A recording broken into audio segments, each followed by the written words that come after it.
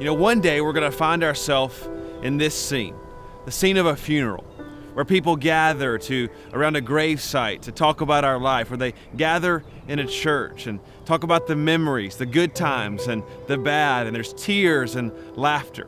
A lot of things will be said about how we lived our life.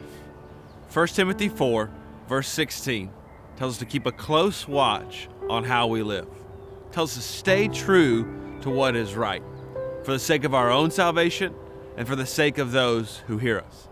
Peter writes and tells us to stand out. He actually calls us to be aliens and strangers, that we should live in such a way that we're different, knowing that we're going to face some criticism, we're going to face some opposition, that people are going to take notice of that.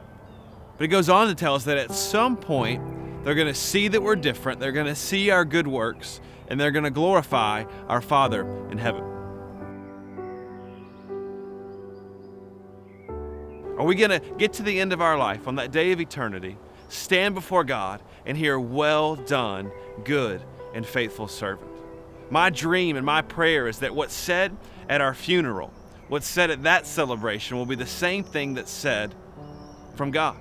Well done. That we live in such a way to please God, and in doing so, we leave a legacy for others. That we set an example for the world in what we say and how we live, in our faith and in our purity. That we set that example at such a high standard that people glorify God and come into a relationship with Him because we decided to live to please God and nothing else.